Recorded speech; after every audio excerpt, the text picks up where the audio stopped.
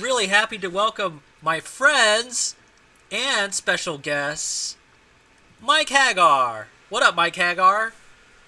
How's it going, everyone? Happy to be here again for more Makaimura madness. Again, now we have Necronopticous. What up, Necronopticus? Hey guys, I'm Jump Lust in the chat. Happy to be here. It's been a while since I played this game, but I think I remember everything. Cool. All right, guys. Yeah, can you guys type in the Twitch chat to see if we're refreshed here and on live? If you guys aren't seeing it, we had a little bit of technical difficulties, but we're now back up. So, yeah. We're crispy, yo. We're crispy. We're getting crispy, yo. So anyways, I'm going to go ahead and leave it up to these all experts. Unfortunately, I haven't played the game. Looking forward to playing this one day. But Aquas, I'm going to let you take it away and talk to our guests here for a very special episode of a one life clear of Super Ghouls N Ghosts, a.k.a. Choi Makamura, by our very own Mike Hagar. All right, here goes. That's right. So yeah, awesome game replays. Yeah, we've covered Ghouls and Ghosts and Ghosts and Goblins, and Mike Hagar, you were part of both of those episodes, so you're just returning once again, as this is the trilogy of Mike Hagar coming here. But yeah, so Super Ghouls and Ghosts, aka Chomake Mura. This game was a true sequel to Ghouls and Ghosts, otherwise known as Daimake Mura, which came out in 1988. I believe that's what the date was. So Super Ghouls and Ghosts was released in 1991. And when I say it's the true sequel to Ghouls and Ghosts, now Super Ghouls and Ghosts was exclusively designed for the Super Nintendo hardware. Disregarding any arcade release, Capcom decided they didn't want to have this game on the arcade. It was perfect suit for showing off what the SNES was capable of, because this was a pretty early release in the SNES's life. So it's going to be pretty interesting, and we're going to be looking at, like Fernac said, a professional mode, One Life Clear by Mike Hagar, and myself and Necronopticus are also pretty familiar with this game, so we're going to have a lot of back and forth about just how awesome this game is, I think. So why don't I throw it to Mike Hagar? I don't know. What's your favorite thing about Super Ghouls and Ghosts? Or I guess what separates Super Ghouls and Ghosts from Ghouls and Ghosts? Let's start with that.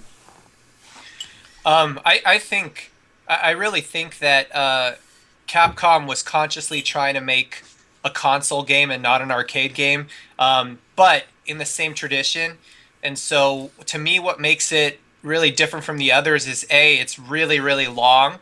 I don't know if they would have an arcade game that's this long. Well, at least Capcom. The other games aren't that long. You can beat the first game in 20 minutes, both loops.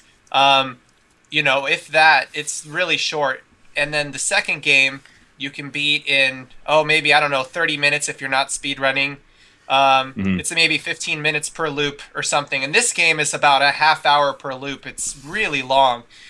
I think the water forced scroll is probably the same length as the original game. Oh, everyone complains about that water scroll stage. Yeah, well, that's another thing too, is there's 7 stages in this, which is similar. I think that's how many are in Ghouls and Ghosts, right? Or does Ghouls just have 6? I can't remember at this moment. You would know, Aquas. Ghouls is 5 per loop, and then you have the final Lucifer stage, which would be an extra 6, I suppose. So the thing that is immediately noticeable if you've played all the games is that the stages are what's really long. It's not like they put twice as many levels in this. There's only 7 instead of 5. What they did was they made the stages themselves way longer. I mean, they're easily twice as long, except for the last 2 stages are short. So yeah, the stages are really, really long, and so that makes this game really, really brutal because, a death sends you back further than the other games would. As before, there's only 1 checkpoint per stage, somewhere in the middle of the stage. So, right. Yeah, it's just, I think it's, I personally, having one life to the first 3 games, I would say that this game and the first game, they're pretty equal as far as difficulty goes, and the second game is definitely the easiest one. Although this game I don't know. For certain reasons, I think that this game might even be tougher than the other two.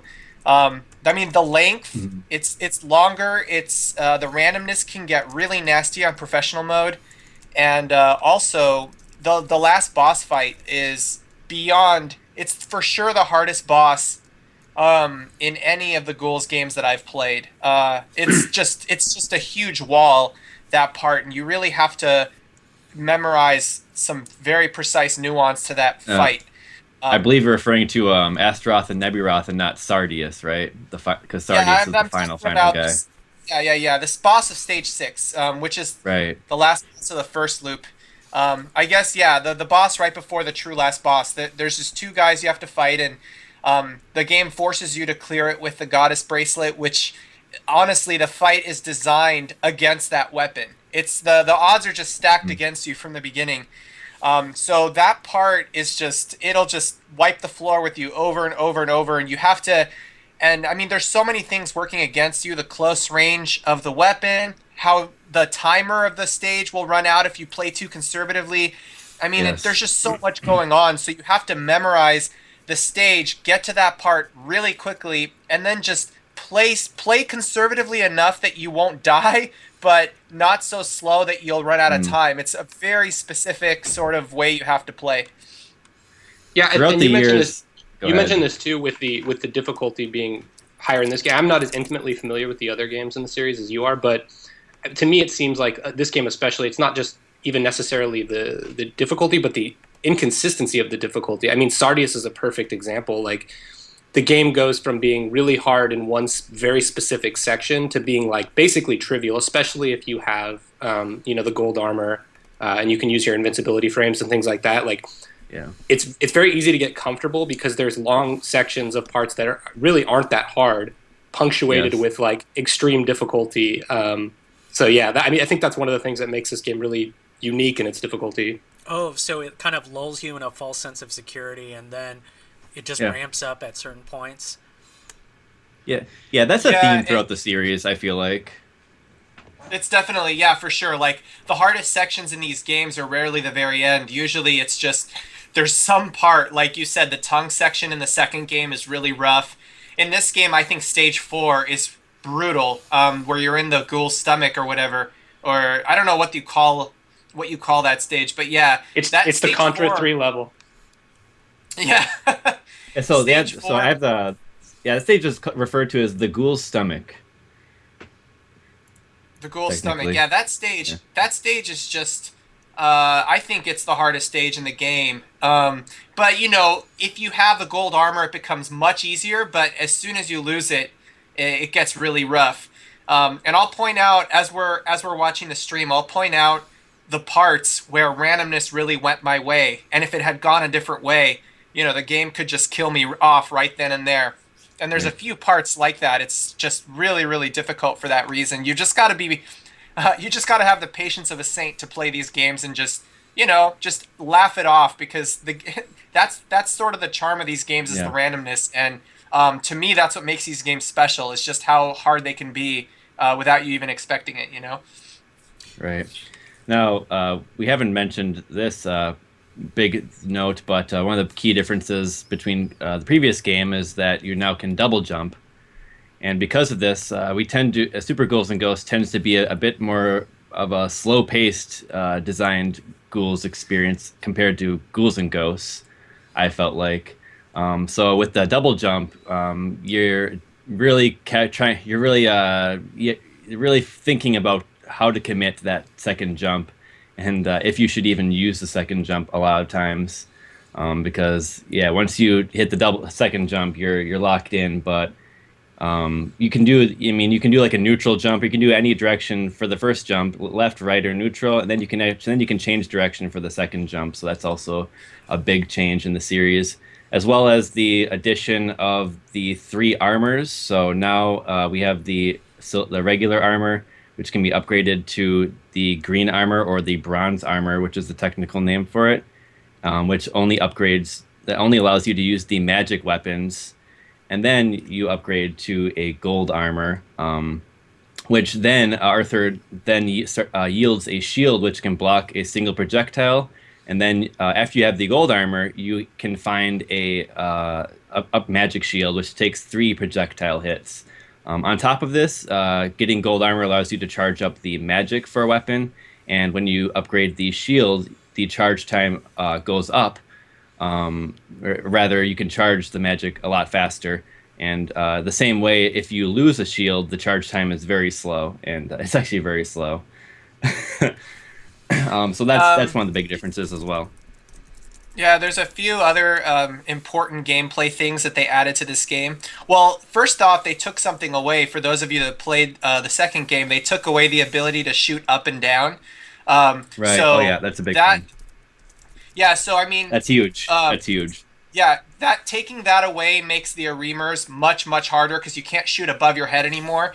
And that really helped for them in the second game. So they took that away, but then they gave you the double jump, and the double jump is sort of a double-edged sword.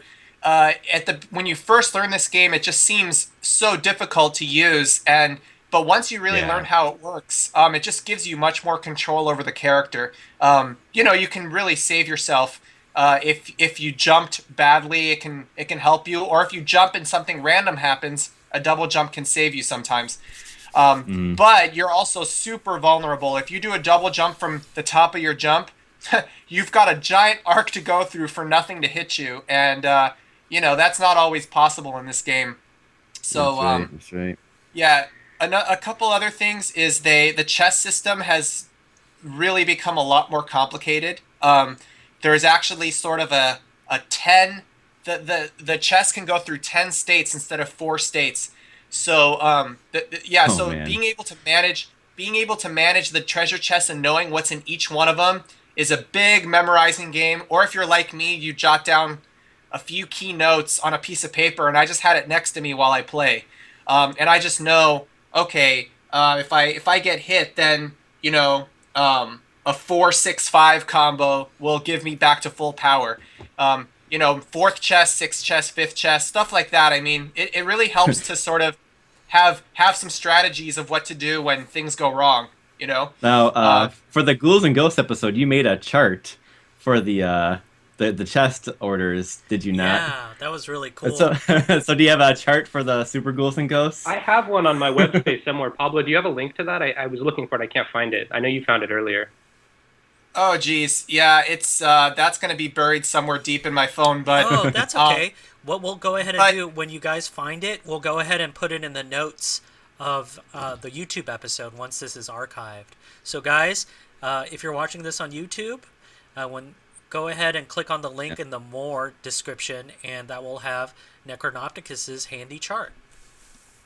And what's awesome is when we were playing through Ghouls and Ghosts, I sort of figured out how the chess system worked, and then I told Jeremy about this, and Jeremy was a pro at this game, and he's like, well, maybe it works the same, and we were able to figure out how the chess system in this game works, and yeah, there's basically 10 states, there are 10 different chess, but since you can be in like 5 or 6 different states yourself, that basically means there's like 60 different positions that a chess could be in. So it's a lot to memorize. So you can't memorize the entire chart. It's just too much. No. But you can memorize just the key things, like what is the best thing to do if you haven't taken a hit yet, and if you do take a hit, what are the sort of the catch-up strategies, and what I usually do I usually do is just keep a piece of paper handy with a few notes, and maybe we'll upload that too, just so you could see a good sort of one-page, really quick guide of what helps, what you need to know. We can totally do that. Sounds great, guys. Well, should we go ahead, Aqua, and get in the replay, or do you want to ask some more questions? Maybe you can go... We'll probably ask those maybe after the run ends for a little recap about a little trivia and whatnot. But let's get started, because this is kind of a long replay, about, an hour or it's so? It's an hour and 4 minutes, yep. Yeah. Okay. We'll have time to fill in with other details about the gameplay and things as they come up. So let's get the replay started, shall we? Sure. Sounds good. Okay, guys, can you zero out your videos? So on YouTube, or if you're watching it locally, I'm going to reset the video as well as change the scene. So pardon our changes. Okay. Yeah, and I'll briefly explain the story of Super Ghouls and Ghosts once we begin, just as a nice little Story? set the tone. Yeah, set the tone. There's a lot of lore There's to Super Ghouls and Ghosts, man. There's like a novel's worth of lore. well, no. I think Jeremy's lying, but that's just my opinion. You know, It'd be cool if there he was may a know novel. more about Like, the lore. He may know more about the lore than I do. You know. well, we were Well, it talking depends about on if you Xevious, count the Arthur episode. fan fiction. Ooh, yeah, with the Daimakamuras. Yeah. Dakimakura. Dakimakura. You still have- Dakimakura, you- Dakimakura. Yes. Are we ready? Almost. We ready to go? I think so. Almost. Yeah. Okay. All right. Okay, well, I'll mention the story. So, yeah, so in the previous game, Ghouls and Ghosts, it was 3 years after Arthur had defeated Astaroth, which appears as a mini boss in Ghouls and Ghosts, and also appears as the Sage 6 boss in Super Ghouls and Ghosts. Anyway, so yeah, 3 years passed for Ghouls and Ghosts, and then Lucifer came, and the Demon Realm was reopened. Well, in Super Ghouls and Ghosts, so Lucifer / Satan was destroyed. So they were able to. About 4 years pass, and they're able to rebuild from the destruction of Ghouls and Ghosts. And so Arthur actually returns to the kingdom to see everything rebuilt and kind of celebrate and reunite with the princess. And you see this them reunite in the intro of the game. But instantly, Arthur, he probably shouldn't have came back. You fucked up, but he comes back. The demon comes to the window and takes Princess Prin, and Arthur then knows that something's up again, and he has to go to the demon realm. He's also suspicious that it wasn't actually Satan because I don't know. There's an implication that the resurrection happened too soon. But this time, the ultimate villain, is not Satan or Astaroth. It's Sardius, a new villain. Dang, Sardius, why you gotta be that way? All right, guys, I'm ready to queue up the video. So what I'm going to do is going to do a 3, 2, 1 click, and on the click you're going to press play. So we're going to all be synced up on as we watch our videos locally, okay? So really quick, before we start, I want you guys to watch for the very first shot of the game. This is one of my favorite things, is the logo of Super Ghouls and Ghosts. There's like a blue demon guy, and he looks like he has shades on, and it's one of the best parts of the game. So I highly recommend that you look at that. Wow. It looks like a total badass. Oh my God, you're right. Deal with it. Deal with it. Took your Princess Prin away? Now deal with it, King Arthur. Yeah, where's that enemy in the game anyway? Okay, here we go, Yeah, guys. don't get it. Get your trigger fingers ready. All right, here we go. Starting the countdown for the video in 3, 2, 1, click.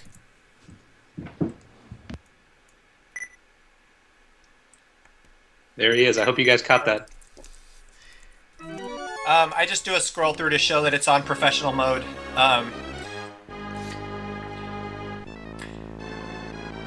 So, one thing I'll start by saying about this is that I purposely, when I play, I uncover most of the chests all the time. So those of you watching the stream can learn the location of all the chests just by watching, which is pretty cool. So do you want to yeah. tell a little bit about what the difference is between professional mode? I personally haven't played much of the other modes, but I think it's just the randomness. I think that the randomness is just more aggressive. That's about it, I do know think. the I don't think any differences, bosses actually. take more hits or anything. What's up? Yeah, so there's some differences. In stage 1 in particular, the bonehead pillars that drop the boneheads, those will drop down more frequently. It's a similar increase in difficulty as you see in Ghouls and Ghosts, like when you go to from the first to the second loop. You have the increase in frequency of enemy spawns. I believe enemies' movement speed is affected as well, so you'll see like those zombies move a little bit quicker. And then you'll see, I think, projectiles be fired a little bit more frequently and at a higher speed. That's not confirmed, but I'm kind of guessing that's probably the case. But there are some specific differences that I'll mention as we get to them. This part's really obnoxious, the bone part. I take hits quite frequently here, and it doesn't bother me that much because... oh, I should really talk about the weapons a bit. So, in my opinion, well, most people agree that the dagger is the best weapon in the game. And so really, I'm just hoping for a dagger right now. But since one's not appearing, I take the crossbow, which I think is second best. So yeah, crossbow is cool because it's like a homing shot, but the bad part is that you have to wait for it to dissipate completely before you can shoot it again. Yeah, the classic magic arrow thing is there'll be one arrow going in a circle that doesn't know what to do, and then you just can't fire until it's gone. Classic moment of the magic arrows. So one of the things about you the mean weapons in this you game, get sometimes gets turned into a tragic arrow because you can't shoot, right? And then you die? So one of the most important things about the weapons in this game, the weapon system in this game, is that, as we mentioned earlier, it has the charged ability, and of course, the different weapons have different kind of charged abilities that you can use with varying degrees of usability or meaning. But the most important thing is that you have invincibility frames for a few seconds, or milliseconds anyway, once you release it, and it can be so useful in the run. I mean, there's just so many places where you don't even have to dodge things or jump over things, especially in the forced scroller sections, which I'm not sure if Pablo uses as much as I do, but that's just so invaluable. I use it like 100 times. Yeah, don't worry, you'll see it a lot. One thing, so Jeremy, he really mentioned something I wanted to bring up, is that the fact that magic gives you invincibility once it's done being used, that's actually more useful than the magic itself. The fact that your character cannot be touched for, it's about a quarter of a second or something, it really helps a lot. Maybe even half a second. That does not happen. I'd say it's like a second and a half, actually. It's pretty long. It's pretty long.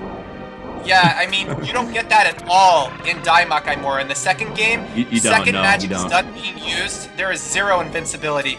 So, yes, you're invincible while the magic is being used, but not when it's done. So that's a huge, huge advantage this game gives you for using magic. It is. Pablo, kudos to you for going for that chest on the left there in this. I almost always avoid that. It's just so dangerous. Yeah, I sort of have a good strategy worked out for that part, but yeah, you gotta be in and out. It's not fun. Yeah, you got the dagger! Is this a dagger I see before me?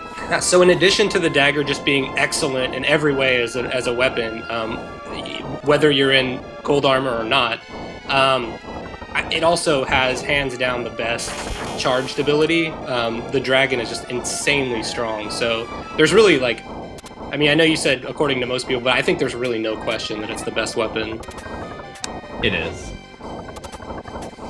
It's the dagger. I mean, it's always. I mean, except for the first game, maybe not. But doing this part like that is I just jump over the chest quickly and just run. It works every single time. There is a chest that I skipped though that is there, but yeah, I just think that this route is a bit safer. Okay, so I realized there was one other. I realized there was one other thing about the weapon system that hadn't been mentioned yet, which is kind of unique, is that there's actually a way to do a more powerful shot in this game, which is if you're in your double jump, right as soon as you enter the upward motion of your double jump, the first shot that you shoot in that upward motion will actually it'll be like a glowing shot, and it's changed. It's like slightly more powerful. I think it's double damage. There are actually some exceptions though, like the torch, for whatever reason. It's actually half damage, I think, which is hilarious. Yeah, it doesn't do as much, which is weird. But the torch, the torch upgraded though does a shitload of damage just normally. The torch is surprisingly, I used to think it's kind of a joke weapon in most of the series, I think, but I actually a friend of mine and I were playing through the game in like a torch only run for quite a while, and I really gained a new appreciation for that weapon in this particular game. I actually think it does have its uses. Yeah, definitely. Yeah. By the way, that I kind of experimented with the double jump. So as Jeremy mentioned, when you do a double jump on your upward arc of the second jump, you can shoot a special version of your weapon. Or not special version, but it's just stronger. But actually, the game will not let you fire a second time at all on your upward arc. So it's sort of like in the upward arc of the second jump, you may fire once and it'll be special, but that's it. So you can't fire again until you're on your way down. I got a correction about that, actually. So, what you're talking about actually only happens if you fire immediately at the second jump. It will lock you out of firing anymore, but if you wait a little bit after the second jump is activated, Arthur will do a flip, and then after the flip, you're able to attack a bit more. Yeah, that's what I meant, but it's on your way down, you can shoot again, because he does the flip at the top of his jump. Right. So it's basically the upward arc, you only get one shot in your double jump, but it is twice as strong. So, that's cool, but yeah, the lack of being able to do it more than once is kind of annoying. So there are some enemies that will die to one hit from the upgraded dagger, which is nice. In particular, the balloon pods in the stage 1. They'll be destroyed in one hit. So Pablo, I'm excited to see, especially on the tower stage, if you use it as much as I do. But one of the other great things about the dagger, and some of the other weapons too, but the dagger actually is deceiving. But when you shoot it, it actually has a hitbox that's slightly above your character, and if you can kill something in one hit, you can actually shoot at it as it's falling on top of you, and it will kill it before it hits you, because that hitbox for the weapon is slightly above your character. And it's super useful for the tower stage because you can kill those guys that fall on you before they hit you, which is otherwise a really dangerous part. No, for sure, I do that a lot, and in fact, in that part, I'm really proud of the fact that I'm actually not powered up, but I'm still able to take them out in one hit with that super, with the super version of it, the double jump version of it. If you time it right, a double jump plus that will knock those guys out in one hit. So I'll point it out when we get there. Yeah, so earlier I mentioned how inconsistent the game's difficulty is, and I wouldn't even say depending on different parts of the game, but even depending on the randomness. I think this guy that he just beat here is a perfect example of having the dragon really helps, but that boss for me is it can be just the easiest boss in the game and he can just do what you want, or it can just be so infuriating in the way that he shoots his torpedoes and stuff. It's almost impossible to dodge. Okay, I want to talk about this stage a bit. This stage is where things start to get hard, I think. And I uncover a lot of chests here as a backup in case I take a hit. I can go back and get fully recharged.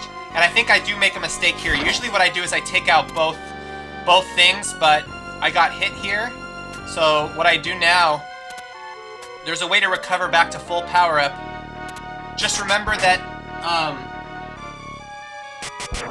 just remember that 4-2-3 is sort of the chest combo that saves your ass in this stage. So I'm about to uncover the fourth chest. So I go up, get the fourth chest. There you go. And then I get the second chest. Oh, cool. Yep, bronze. And then I get the third chest. And then there you go, you're back to gold. 4-2-3, I like that. 4-2-3. So it's the fourth chest will have armor, the second chest will have armor, then the third chest will have armor. And that's because your state is changing when you grab the armors, and that's why they appear in those chests. That's a really unique aspect of this game in a way. The way that they let you, go back, it doesn't kind of lock your scroll on a lot of these stages, and you can kind of go back to the earlier chests. It's really, really interesting. You can't do that in every stage, though. This is one of the stages, though, that lends itself to that. Yeah, so I wait for this guy to turn back just to be safer. You can do this when he's on his way to you, but it's more risky. Mike, you turned into a robot, so hopefully it goes away. What do you mean? Your microphone or your mic isn't coming through correctly at the moment. Oh, okay. Here, I'm gonna kick you from the call and re-add you. That should fix it. Sure. If I can do that. Frenetic, can you do... Or Mike, could you leave the call, please? Sure.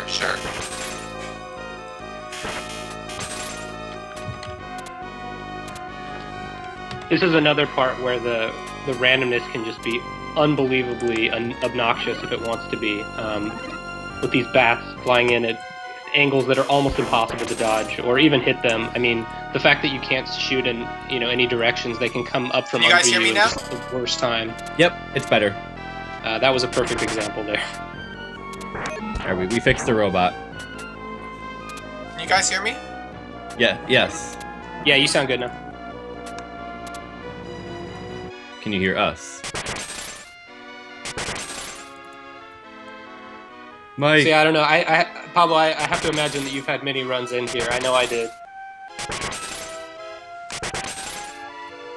think we lost him again.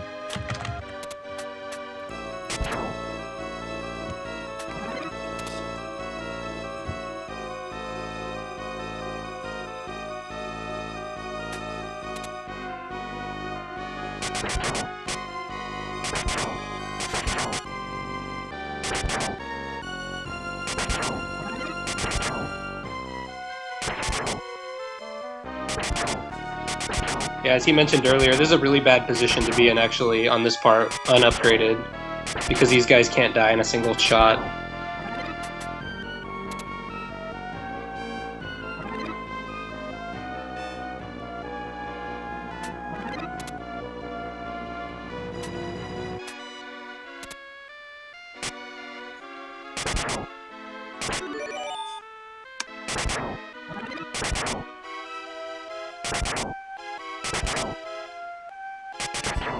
Okay, I'm bringing Mike back in.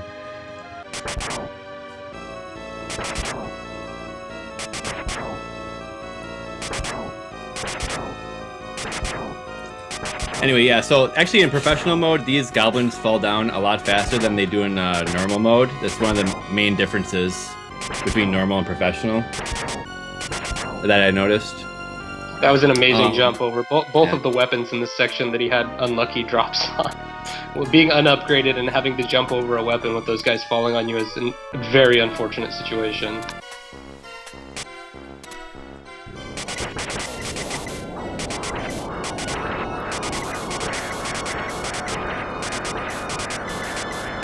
Hello? Hey, Okay, good. Hey Ryan, I'm trying to recall Mike, but it's not going through. Can you... Okay. I'll try to add him.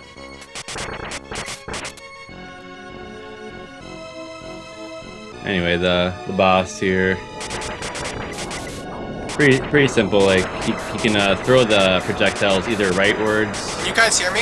Yeah, I can hear you now. You're back. Hey, welcome Okay. back. So I don't know if you saw that. Did you see that, Jeremy? How I took out those guys with the double jump? yeah, I mentioned that. It's such an unfortunate position to be in where you have the drops on that part and unupgraded. It's extremely dangerous. But I was able to do it 2 times. I think it's not that bad. You just wait for the right moment and just be patient, you know? I hate these little spinning elevators because sometimes those genies will actually spawn in a certain way that they'll hit you when you're just coming out of it. Absolutely. The worst is when they're right above your head and they just lower down on you the moment you get out of them. It's really, really unfair. Yeah, it happens. Yeah, this is one of those. uh, This is one of those classic like Makaimura moments where, I mean, if you get unlucky, there's just really nothing. There's really nothing you can do. I'll point out this stage is I think the worst stage in the game. This and it's the second half. Coming up, I'll show you a part where if the game wants to, it'll just kill you off. There's actually 2 parts. One of them's about to happen pretty soon.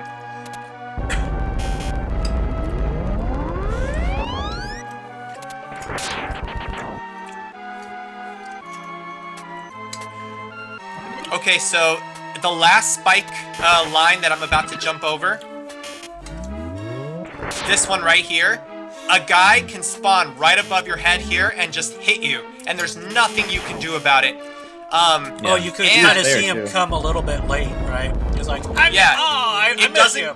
And right here, this pit. If a guy comes above your head in the middle of your jump, you're dead. There's nothing you can do about it. He'll hit you right into the pit. And yeah, I mean, it doesn't happen often, but when it does, it really pisses you off.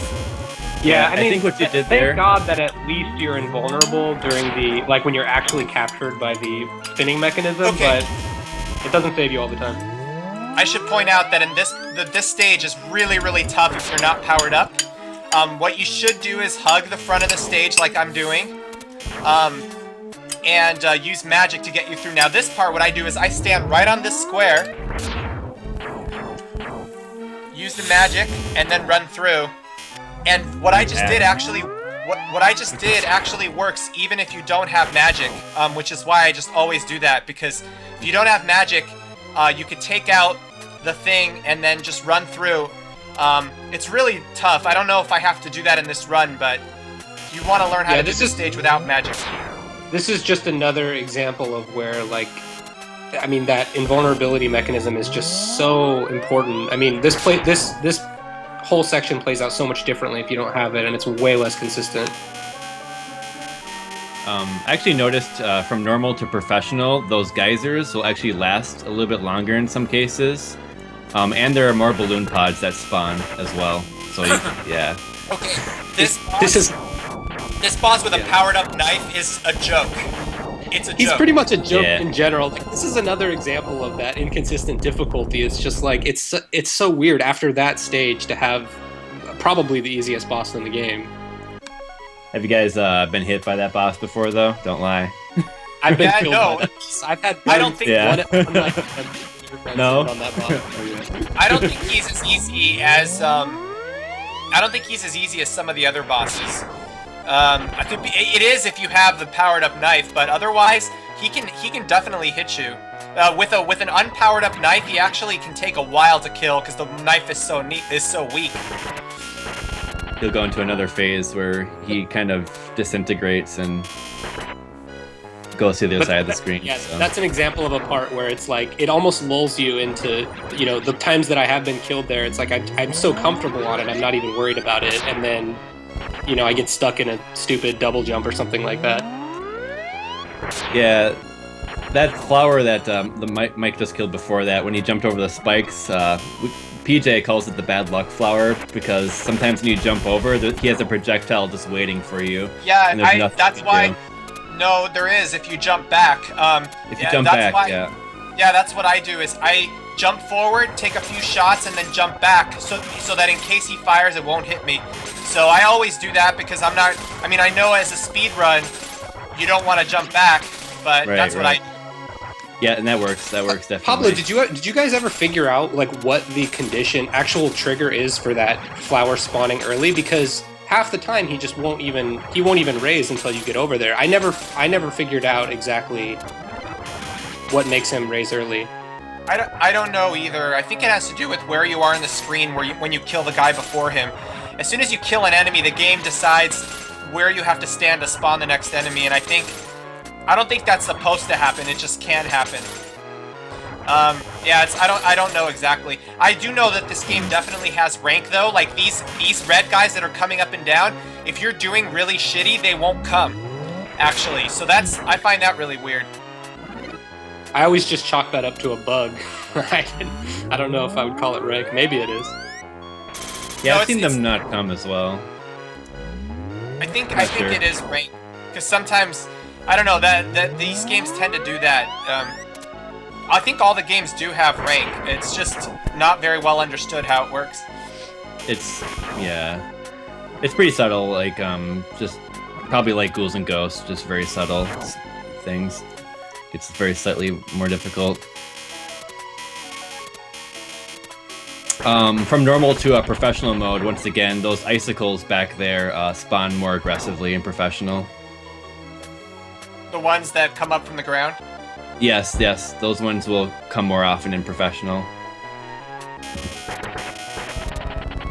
You can consider professional to normal just the same thing as a rank, just a general rank increase. Pretty much just the same as Ghouls and Ghosts. So you see the similar increase of difficulty from Loop 1 to Loop 2 most noticeably. That's kind of how I like to think about it anyway. I skipped the chest there because I didn't need it. I was fully upgraded, and so I skipped that last chest. Oh no, sorry, yeah, that's right. This is the boss now. What you really don't want to do, ever, is take a hit on this boss. You want to beat this stage with full magic because the next stage has all the Areemers, and if you get there without magic, it's really, really tough. So, if I even take a hit beforehand, I usually kill myself off if I'm just going for a 1 credit clear, because I'd rather lose a life or two and get there with full magic than to get there without magic, because if I get there without magic, I'm likely to just game over. It's nerve-wracking too, because he's not like a trivial boss, but he's not hard either, but I mean, like, you can just get unlucky. I mean, with anything like this, I was always nerve-wracked fighting that guy. So here getting bad boomerang throws or something. Yeah, exactly. Here you have to fight a ton of Areemers, so... So satisfying to kill them all with the magic. Easily the hardest stage in the game without having a full power-up. It's extremely difficult to get through this without the magic. The armors are really hard to bait correctly in this game if you're fighting them normally. They're super difficult.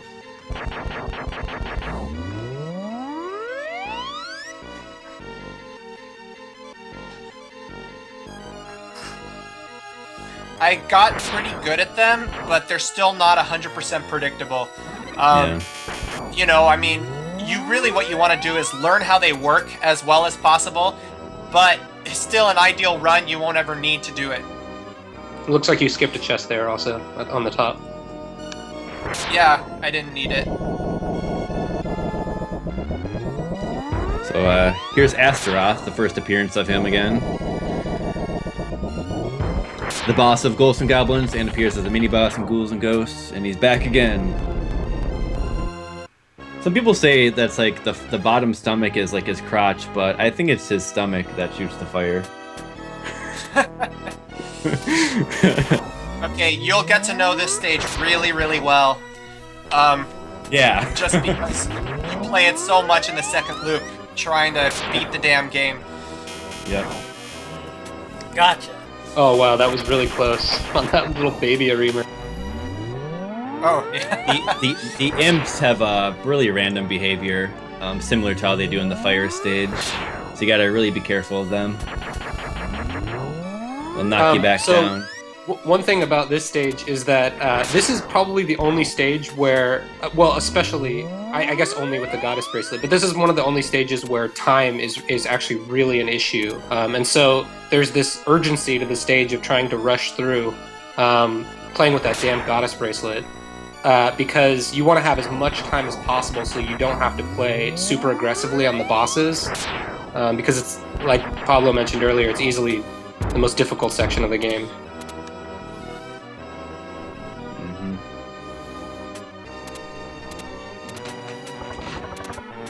This is a good pattern that Jeremy taught me to do that part quickly. Yeah, those guys are pretty annoying otherwise. Yeah, if you get trapped down there, it's really hard to get out. So yeah, it's a bad time if you... I was just saying this part's really easy with this weapon.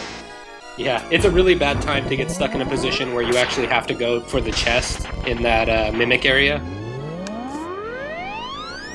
Yeah, I'm more likely to backtrack to the beginning and get all those chests I skipped than to try to get those. Those are rough.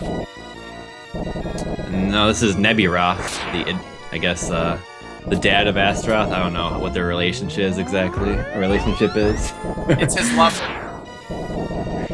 He looks more royal than Astaroth. He actually looks like my grandfather. It's fucked up. I would say without the chest on his stomach, but I've never actually seen my grandfather's stomach, so I'm not sure. Whoa! Oh boy. I'm in another castle! This is usually the part of the game where I run to the bathroom or do something that I have to do. Drink some water. This is the only break you get right now, and it's like a couple minutes long, so...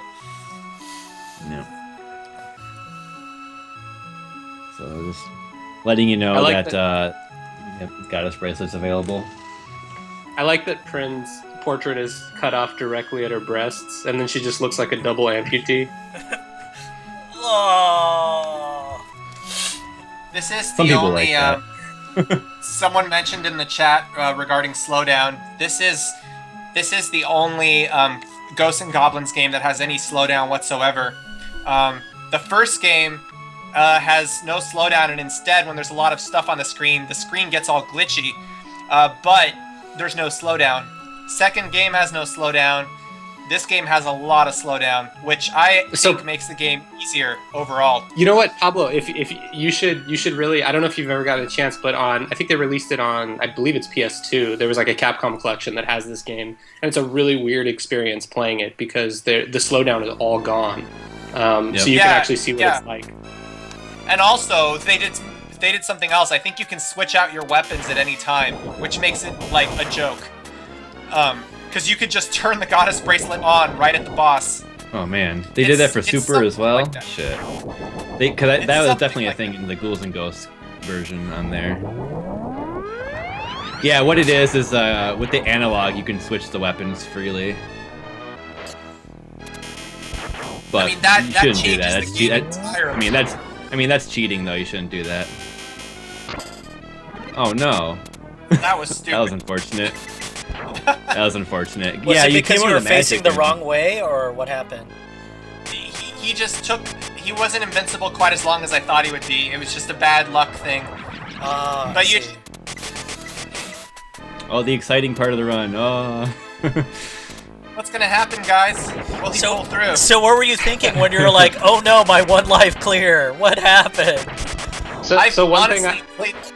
Sorry, go ahead. Yeah, one thing I noticed for a second there is that when you were just killing time waiting for an enemy to move, you were shooting the bullets in the tune to the music. I do the same thing. It's weird. I usually dance on the water stage. Okay, if you guys ever watch some of my Battletoads runs, I do the same thing. When I'm just killing time, I just duck my toad to the music. The skulls are so unforgiving on professional. Yeah, they're falling pretty quickly. Not only do they fall quickly, but you gotta dang! mind, Now you got hit. Oh. You gotta mind the zombie spawns at the same time. Yeah, like so that, you have no spawn armor right. and you're waiting for these skulls. Is it like, were you like? Yeah, this is pretty pissed this off. Is a little. Yeah, this is a little scary right here, but honestly, you've dealt with so many situations in this game before. If you're up to this point, so you've seen it all, kind of. If that makes sense. Ah, so you weren't so phased. You're like, more BS. Yeah, that's kind of how it is. You just laugh, like, okay, fine. This chest always saves my ass. Good one to get. So 6-5. Actually, no. If you need chest 6 to give you the armor, unfortunately, you're not going to get bronze. You can't get gold to beat the level because 6 also gives you a bronze, and you've just used that chest. Oh dang! See, You lost your armor again. That never happens. I must have jumped perfectly there because usually you can't quite reach the second thing. So now I have to play really conservatively because, yeah. Well, there you go. Slow down. So did you ever notice any differences on the second loop compared to the first loop, other than the fact that the existence of the goddess bracelet? In professional mode, I don't think it's as much. It might be slightly more aggressive, but it's hard to tell. It might not. Professional, I think it's already like ranked up basically. I think so. It doesn't really get probably doesn't get much crazier.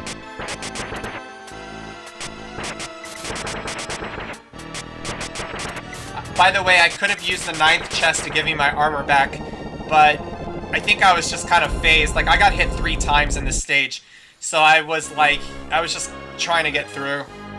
Yeah, it's a weird it's a weird experience because if you keep your gold armor from the first loop, the second loop has the tendency to like actually feel very just very smooth because you can really go through as long as you don't get super unlucky with your gold. So taking a hit is extremely nerve-wracking in the second loop.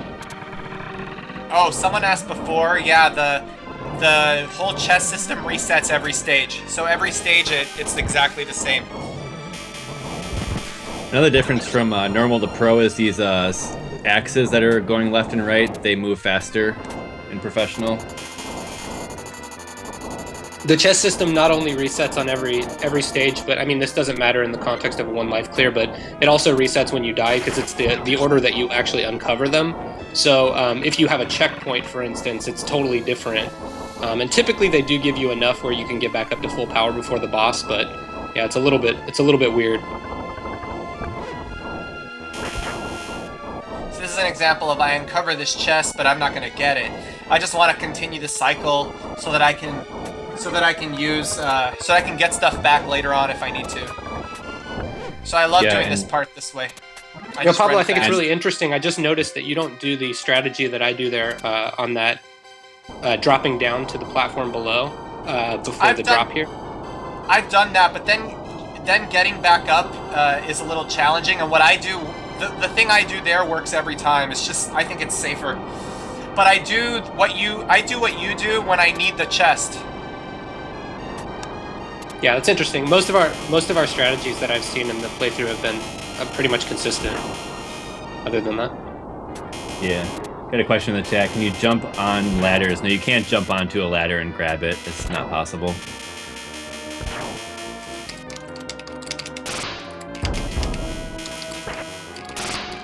Ooh, fish almost got you. Yeah, those fish can sometimes spawn in a really bad way. Yeah, I mean, as anybody knows that's played any Makamura game, like weapons laying around are like the biggest obstacles. They're more dangerous than any enemy.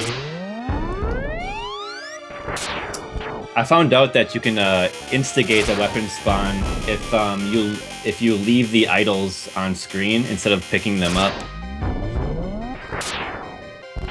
So try that out sometime So the point items, if you leave them on screen instead of collecting them, it'll instigate a weapon drop for other item carriers. You mean it'll make weapons appear more often? Mm-hmm. That's right. Interesting. So try that out if you have a shitty weapon and you need to find another one. I had watched PJ do more than a few streams of his runs and picked up some stuff here and there. This is another guy. He appears twice on this stage. The guy that Pablo and I always found this funny, that like there's this big build-up for this enemy in this stage where like you see him floating in the background in the water, like you know he's coming, and then he's like the most pathetic enemy in the entire game. But once again, I will say I've had runs end on that guy. Yeah, if you let him stick around, he ends up shooting projectiles at you, like 3 of them, in fact. I'll tell you the only time that I'm really scared of that guy, I'm scared of him when I'm changed into a woman. Okay, because you can't do jack shit, and you just see him dancing around, and you're just like, oh god, he's gonna shoot me any second. Right, you can turn into a lot of different things from the magician and woman. You can turn into a bee, which levitates, which is weird. It's hilariously sexist, actually, in this game. Like, depending on your armor, the magician can change you into these different things, and they're all useless. Like, they're all like, you get really scared when you turn into them, and of course, the gold armor one is a woman. It's insanely sexist. It's funny, I actually saw PJ use a strat where he turned into a bee in the fire stage and levitated over one of the fire parts to speed it up a bit, just for fun. Wait, really? It's actually levitating? You can't fall into a pit anymore? Yes, it's actually levitating. Oh my god, it's a bee. Never knew this. It's a bee. That's awesome. Yeah, it's pretty weird. What else can you turn into in this one? There's a woman, there's the bee, can you do the old man in this one? I don't think this game has the old man. It's got a seal. Frog? I think it's the seal. That's right.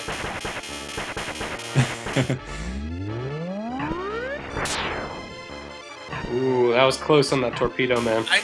I did it just to save myself. I would have waited longer to actually hit him more, but honestly, with Dragon, this boss is pretty reliably safe. Without Dragon, though, it's super difficult. Even with Dragon, he scares me. Those torpedoes, sometimes.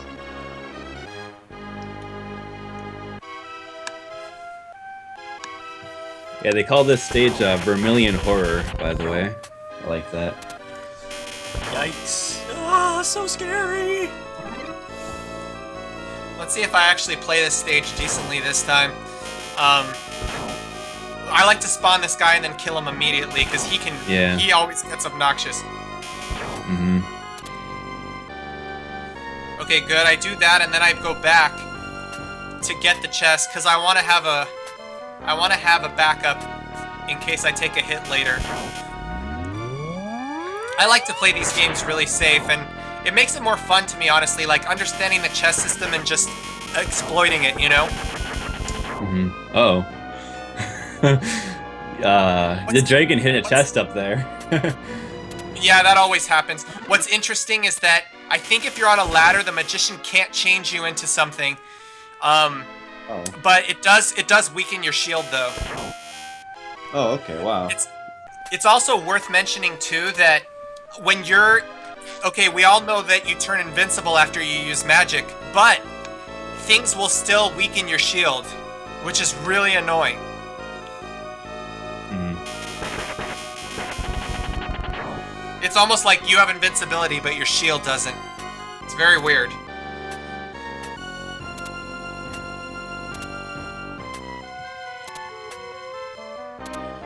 So, I think in this run, you might not see me ever have to fight in a reamer without magic, which means things went really well, because, Yeah. I mean, that is honestly such a frustrating experience. That's one of the worst positions to be in, and actually for casual play, I think for this Aremer here in particular, as the first Aremer that you fight, if you're in anything that can't use magic, it's best to just, I think, run for it and try to get a checkpoint here. Checkpoint is right after him. In fact, sometimes it'll hit you, and then your bones will be falling all the way down, and your bones will go into the checkpoint. Yeah! It's like, go bones!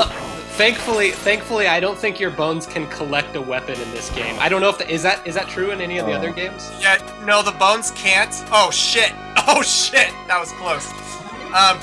Yeah, the bones can't collect that. But you know what's hilarious is that moving platform on stage 2. That like wire that you slide down. Your bones can slide down that, which is really funny. Yeah, but you can definitely take a hit and be bounced back, like in your boxers, into a weapon, which is the absolute worst. Yeah, it does happen. Oh my god, man. And it's always like the fucking axe or something. Like, it's always the worst possible thing. Yeah, because what happens is you're usually trying to avoid that weapon, and then you just take a hit and get it anyway. So,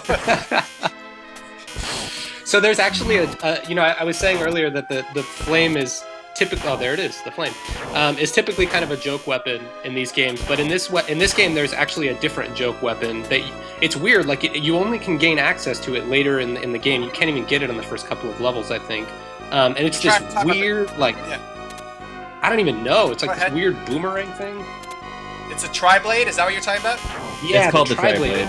The thing is I mean, it's a complete joke. Like, there's no, I would actually love to see someone try to, I don't even think it's possible to beat the game with it. There's certain bosses I'm not sure you could even damage.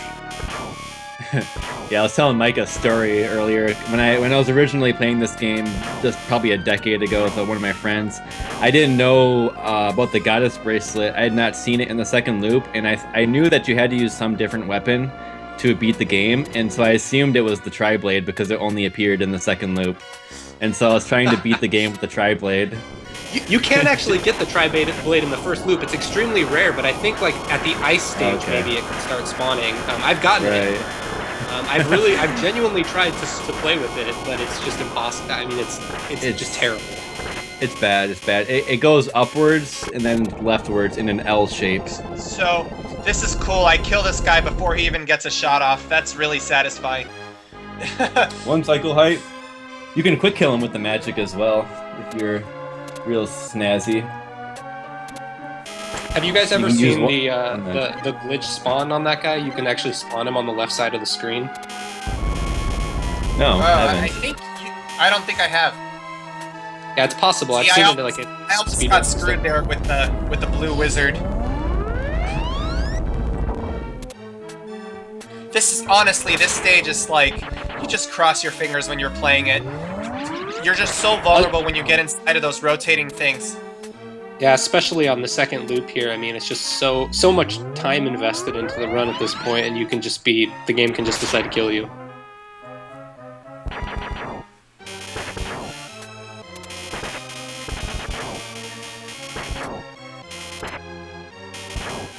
Yeah, this part you just want to get past. Once you get up here, it becomes a lot easier because you don't have to worry about the blue guys for a little bit. You just worry about these green things.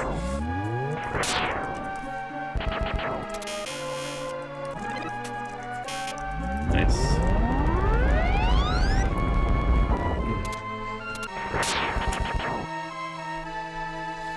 Where did Frenetic go? I'm here. I'm just Okay. producing, making So- sure levels are good. So Pablo, I don't know about you, but I actually get worried on these spikes. I could never get 100% consistent jumping over those large spike patches there. I would say like 95% of the time I was okay, but I would still have runs, even in the second loop here, where I would just totally take a hit there, and then it's horrible to take a hit because you're forced to do this forced scroll section without armor. Actually, for me, I never once took a hit there. I was pretty good about jumping in this game. I was more worried about the bad spawns, you know? Yeah, I think what it is like I would just... It's one of those things where like I would always think about it, and the fact that I was worried about it, I would end up not making the jump completely or something. There's a cool glitch in this part, right where you're jumping there. If you actually go up early, right as it starts wagging left and right here, the screen just freaks out. If you go a little bit quickly through that part, it's pretty fun to see. This part It's is not that such hard to do. bullshit with this last geyser because the visual is completely different from what the actual hitboxes of those of the walls there. Like you can actually jump inside of that wall, which there's no indication of it. Yo, that's true for the whole stage. Those blue ceilings aren't actually ceilings. But what's interesting is you can't jump over a geyser when it's coming from above and it's actually activated. So if a geyser's activated, shoots in it both creates ways. an actual barrier. That's right. That's You really can annoying actually when you see find it in that some out of too. In some of the geysers, Yeah. you can actually see We'll a little find bit it of out action eventually. in both directions. I always loving the Ghouls and Ghosts games. Well, at least Ghouls and Ghosts and Super Ghouls and Ghosts, they have the unique boss music for every boss. Such a nice touch. Yeah, it's like a rendition of the actual stage music. Very nice, very Bossified. classy. The imagery is so awesome in this game.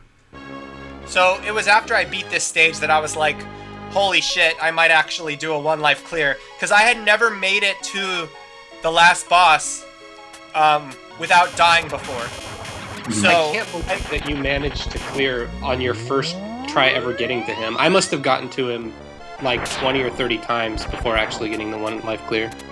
I actually got to a point where I could beat him pretty much every time on the first life.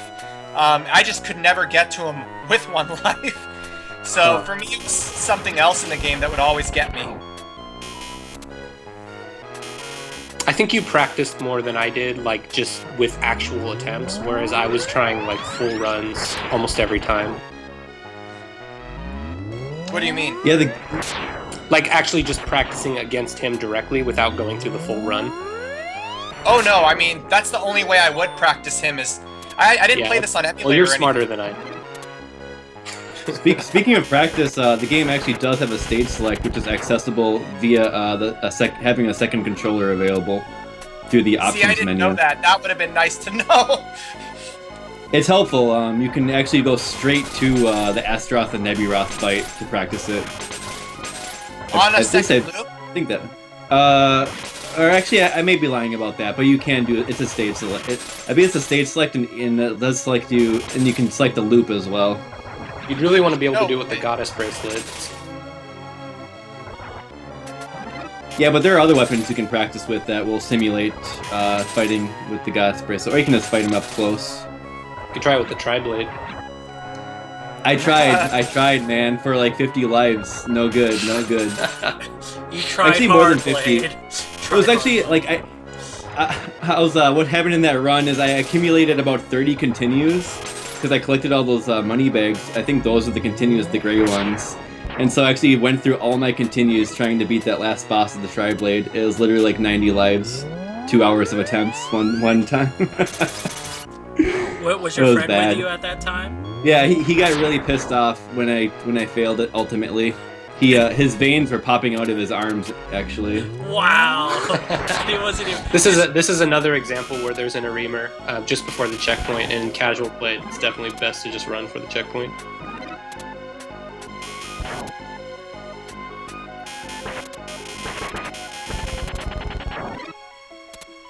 I want to talk a lot about that boss fight that I'm gonna have to do. The Neburoth Astaroth combo that we keep talking about, because there's a lot of nuances to it. Coming up. For me, I think overall, the first pattern, I'll explain the differences in the patterns, but the first pattern, the Astaroth himself, I think is more difficult because his walking pattern is erratic, whereas Neburoth's walking pattern is always the same. He always walks left and right, all the way across. So you can, and there's other things too. So I'll talk about it.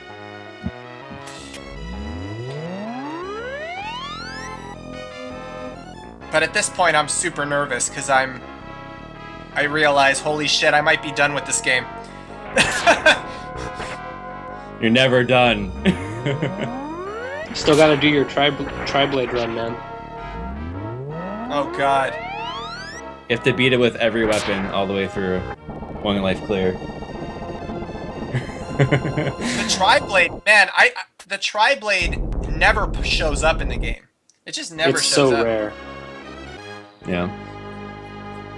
Don't forget to hold up when you grab that key to get a nice catch. I like that you can get the nice catch message even if it's sitting on the floor if you just like jump into it and press up as you land on it. Mm-hmm. Yeah. You can get it even walking they- into it and pressing up actually as well, which is If really you're- dumb. Yeah. You kind of kick it up with your toe. And you're like, Yeah, that's the kick up toe move.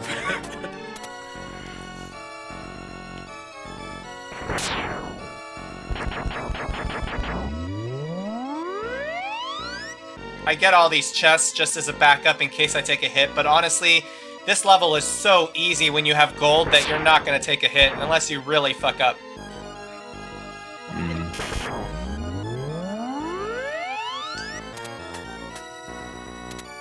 You know, magic's really good too. The scythe magic creates that big ass tornado that just fills the whole screen. That one's pretty good.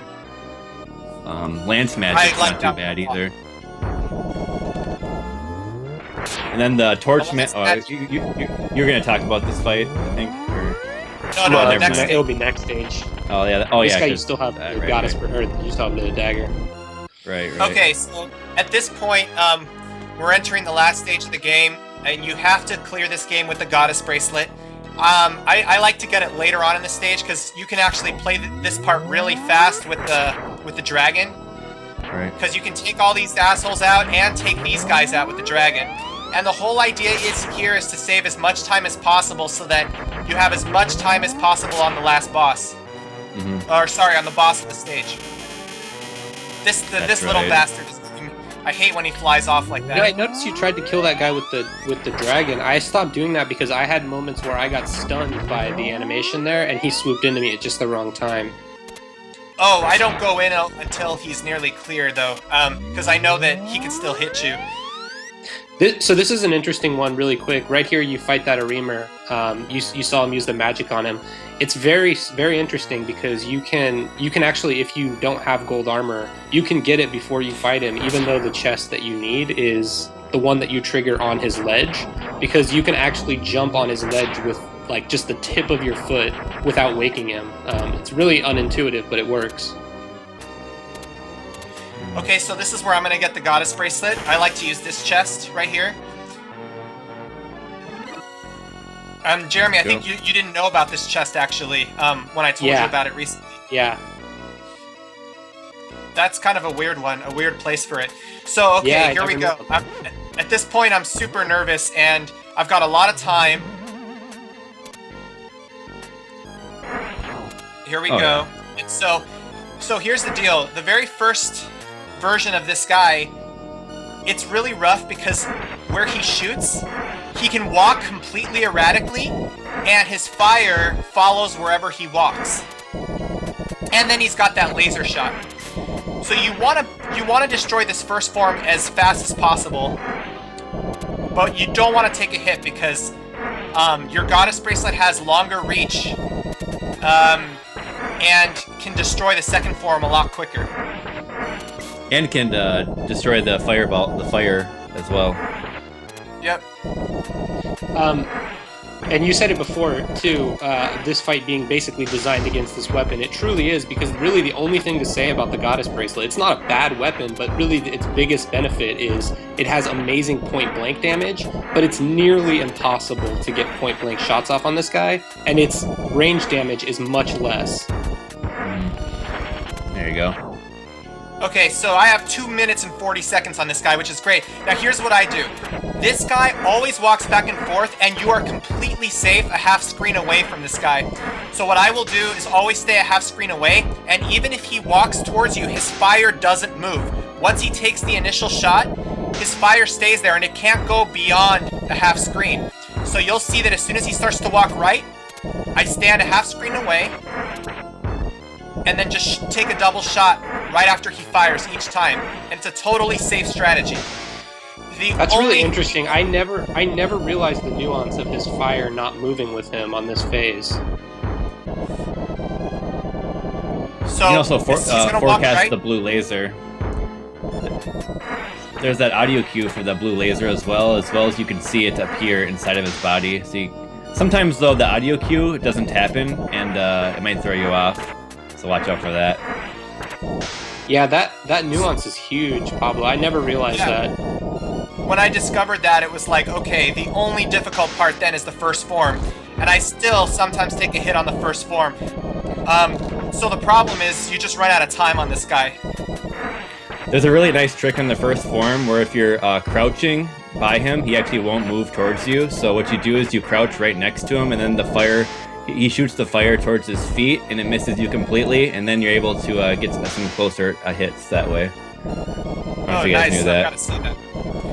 You have Pretty to handy, just actually. wait for him to give you time, and then he walks right, and then you can jump up again and just start the pattern over. And now he's just going to keep walking right. Nice. There you go. Yeah, this is Didn't take a hit. basically the Good. last boss. It's easy to even forget about Sardius because, I mean, if you know what you're doing, it's not really dangerous at all. Yeah, I mean, Basically, if you get here for the first time, you're probably like, what the fuck? Oh, for sure. I mean, if you don't know what you're doing, you can easily die, but... I highly recommend that people watch a few videos of this boss before playing him, because he will kill you if you don't know what to do, but if you know what to do, like, I've never once taken a hit off this guy even, because I've just watched videos beforehand. I just didn't want my run to lose because of this. I mean, that's just silly. Yeah, I totally agree pretty with What you want to do is Yeah, you want him to can shoot really this- take advantage of that point-blank damage with the Goddess Bracelet on this guy. Right. you. This is That's it. Sardius, right? Yeah. Sardinius. Nice. Sardius. Nice job. I like that it's... It's a great run, man. Yeah, I was very happy when I did this. Wow. Yeah, congrats. Now, another funny thing too, is that the demo. So what happens is now Arthur's gonna play for a while the credits are going. However, because I switched the buttons around to work with my arcade stick, the actual buttons are hard-coded into the playthrough, so Arthur's just gonna do stupid stuff and eventually just kill himself during the credits. Yeah. Even Oh, no. though he's invincible, he's gonna walk off a cliff, and it's hilarious because the game goes into a game over screen during the credits. Yeah, it's So pretty that's silly. much. When that happens, get your credits music anymore. So, Pablo, Right. or well, I guess one thing I wasn't sure of in this game in the lore, was this an illusion devised by Satan? Yeah, it was a trap devised by Satan. Exactly. Yeah, and the good thing is though that I did feel the strength welling inside my body. Yeah.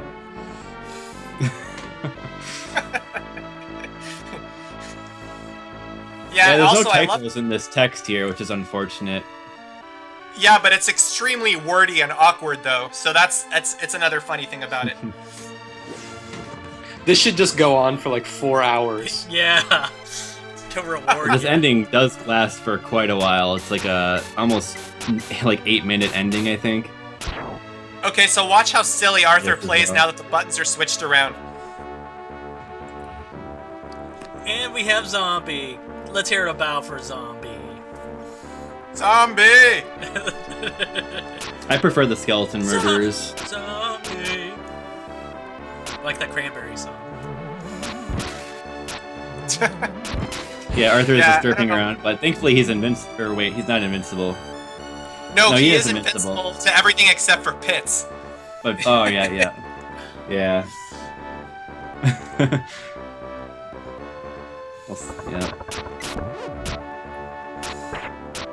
He's still fighting though.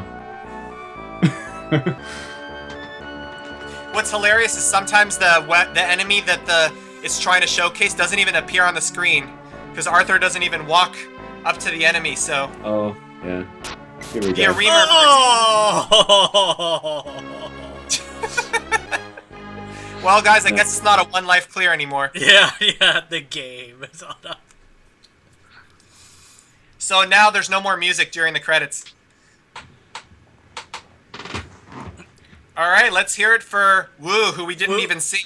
Woo. Woo, woo, Woo. woo. Yeah. Well, guys.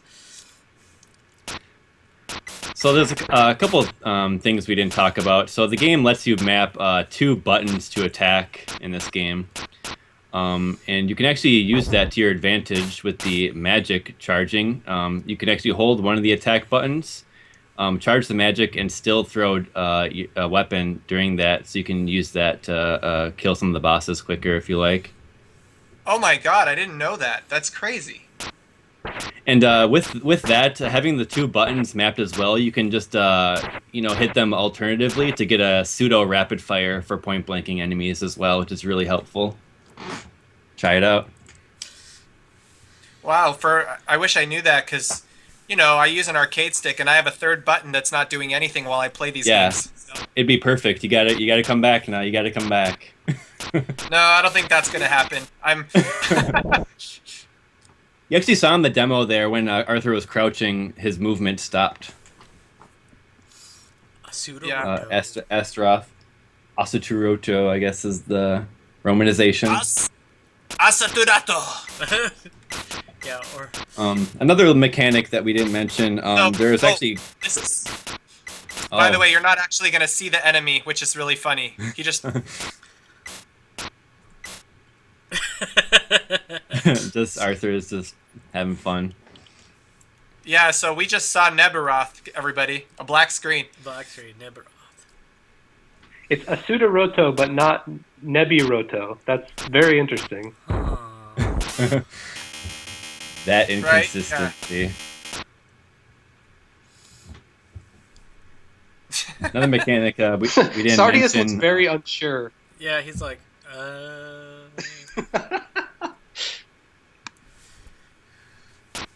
Oh wait, this is funny too. I don't think you actually see the Aremer. Because Arthur can't even jump. He's an idiot. what happened? Aw, he didn't even get his moment in the credits. Poor guy. Red Reverse. I got pushed out by the direct. So we got a question from the chat. And guys, please ask some questions now if you want to. What do you think about the other game, Demon's Crest? That's also Ghouls and Ghosts related. Have you guys played that? I haven't, but I know some of you guys have. Yeah, Demon's Crest was one of my favorite Super Nintendo games growing up. I really like the RPG elements of that game.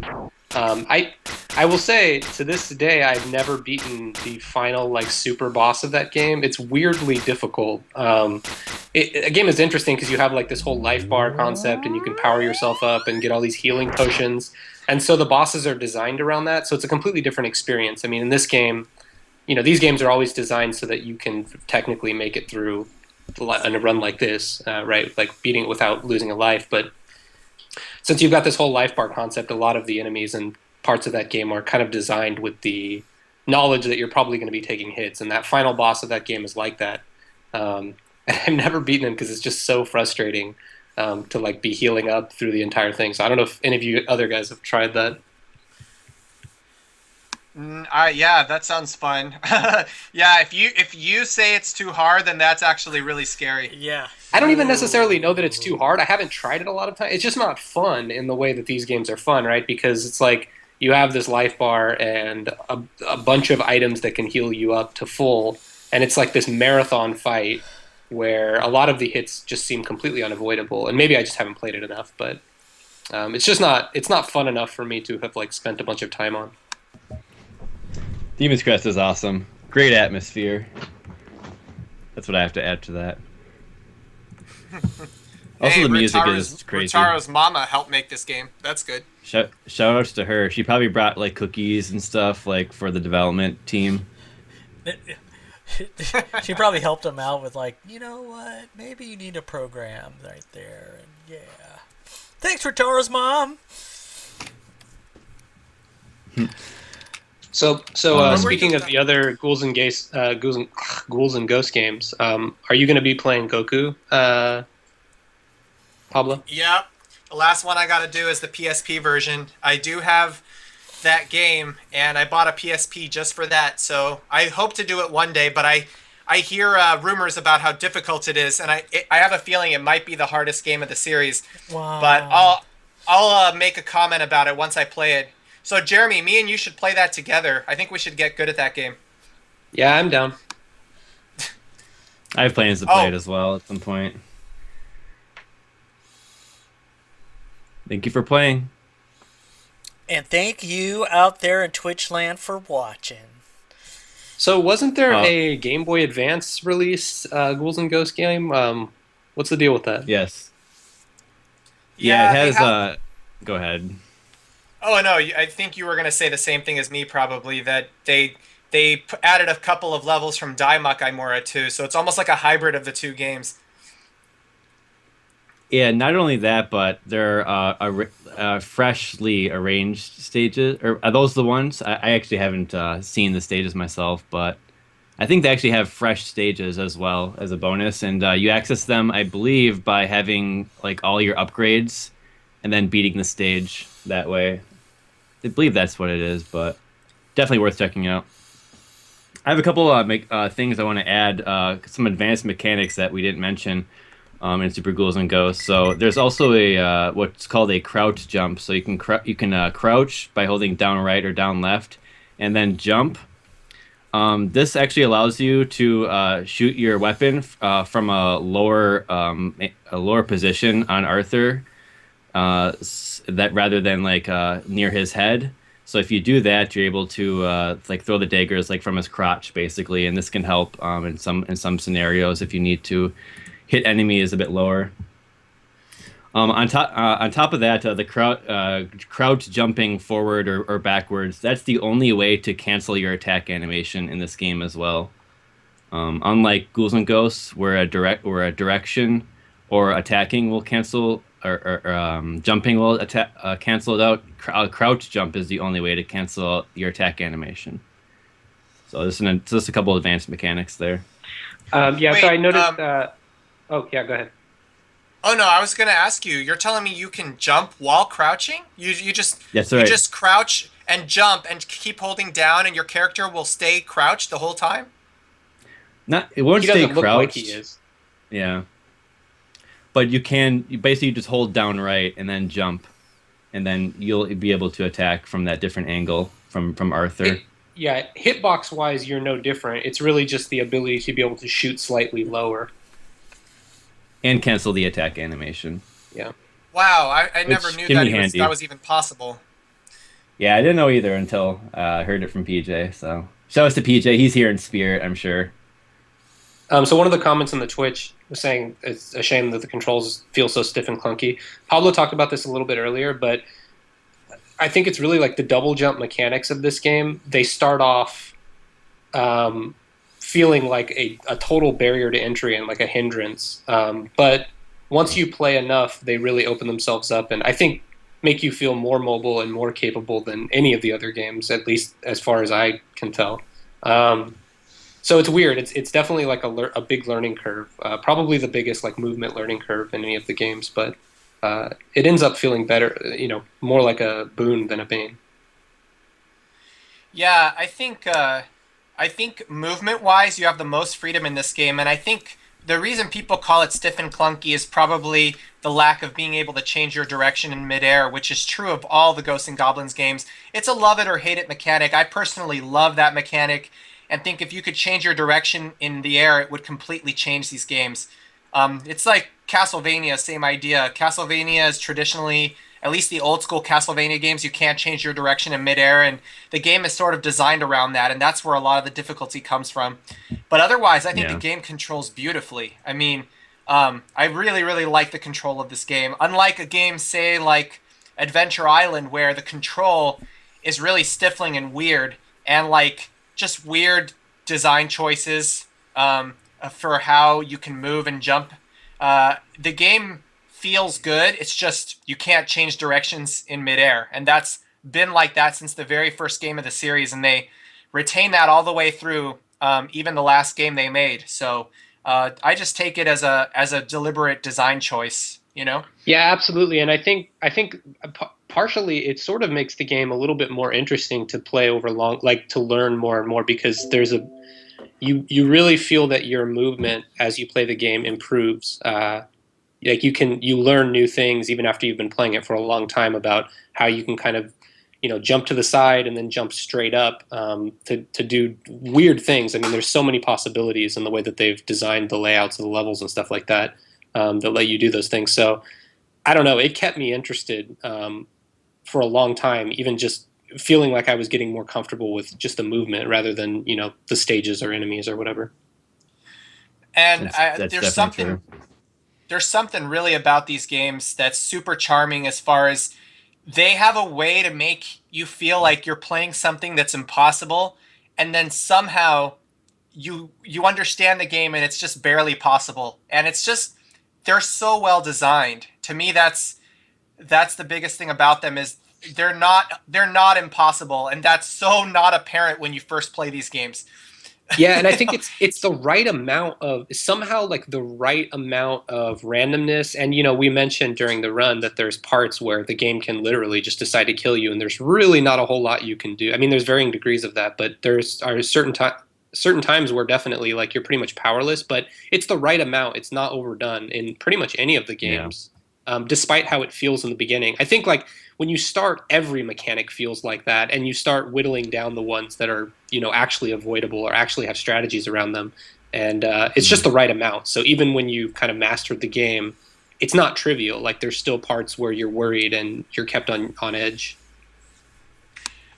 For anyone out Yeah. there that's watching this that actually is into creating clones or whatever, I wanted to talk for a minute or so about a game, say like Volgar the Viking.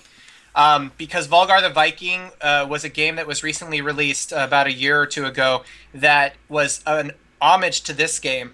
And they did a lot of things right, but one thing that the guy that designed that game completely missed the point about is randomness. The game basically has no randomness. And so once you understand the strategy of that game, you can pretty much clear the whole thing pretty easily. And so I just want to point out that if anybody really wants to make an homage to these games, don't shy away from the randomness. The randomness is what makes these games special, in my opinion. And Oh yeah. uh, and that's I the completely hardest agree. and that's the hardest thing to design well, I think. It's and a game like Volgar the Viking touts itself as nothing is random in this game. If you understand how something works, you'll always clear it, and to me, that's a bad thing. I Yeah, want I mean it's exactly what you said. I had that exact experience with Volgar. Like I loved the game. I had a lot of fun going through it, but I'll never play it again. Like I beat it and I didn't really feel like there's any need. There's no tension, there's nothing. I mean, once you learn the game, it's 100% what you've experienced before. the thing is that randomness makes a game different every time you play it. Like that's why Tetris, and that's why I'm addicted to puzzle games. I just feed off that randomness, and when you don't get that in a game, there's no point in playing it ever again when you can clear it because it's like you just know what to do.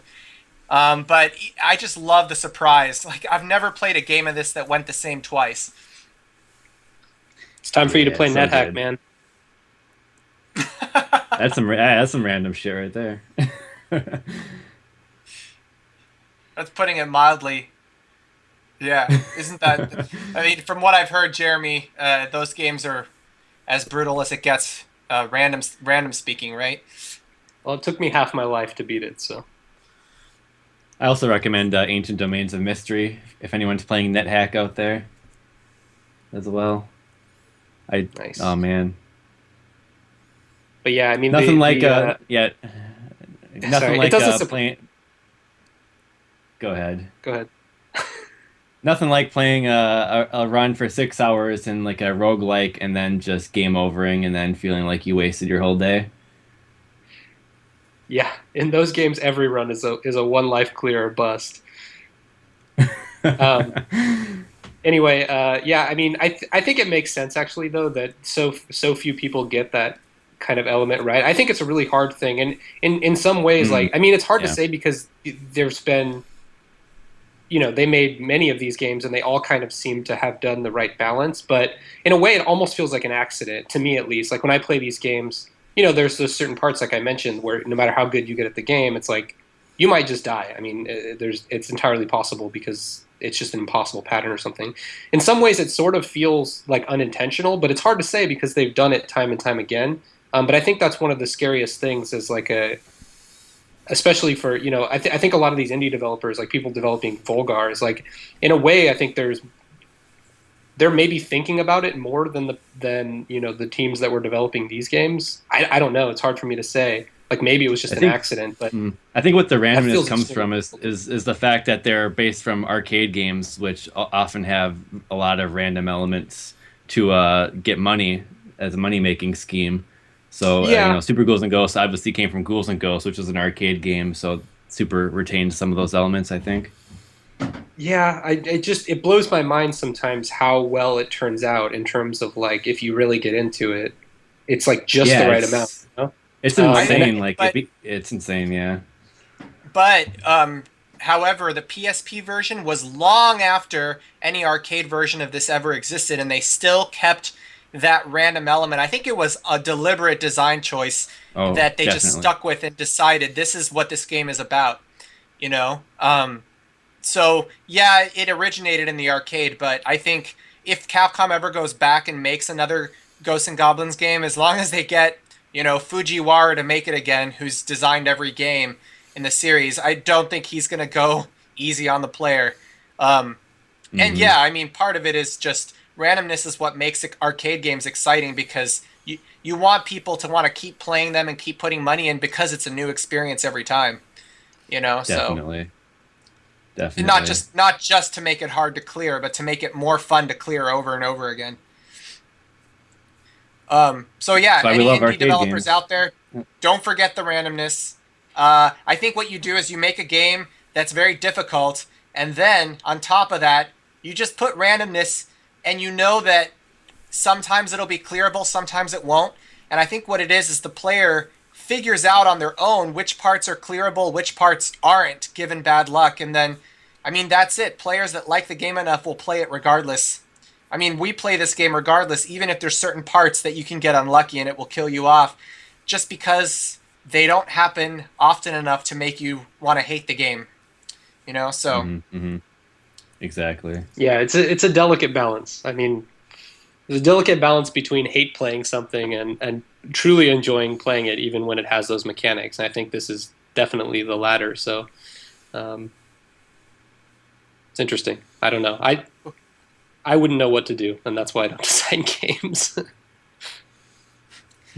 Yeah, we should maybe be it would be awesome if I knew somebody that was making a game like this, and then I could just comment on, well, right here you might want to have a guy spawnable that could kill the player.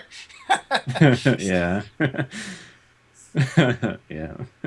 Well, are we Good. about done here, guys? I think I think so. so. Yeah. Yeah, I For, guess. for Ryan, okay, you're here. Yeah, So- I guess we could wrap it up if you guys want.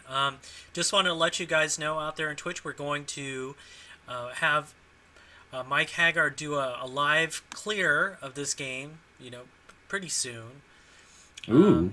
So that'll be something to tune in, and you guys can watch and have that, on your plate. And so keep an eye out for that, just like how we did for Dai Makamura, where Mike Haggard played live in the garage. So, and Nice. I guess that's it. So if you guys have any questions, please post in the YouTube comments, and we'll see you then. This is Awesome Game Replays, aka SGG Weekly. Thanks again, Mike Hagar and Necronopticous, for coming on and commentating. Hopefully we can have you back for other games soon. Yes. Yeah, Thanks for having us. Thanks for having us, guys. This was fun. And just don't get frustrated with these games. They're some of my favorite games out there. If you're interested, Necronopticus and his wife do Bloodborne runs at their Twitch channel called Twitch TV/Jumplust. So be sure to subscribe to that. And all right, guys. Well, this has been Awesome Game Replays, episode 14. Thanks for joining us, and we'll see you next time. Take it easy.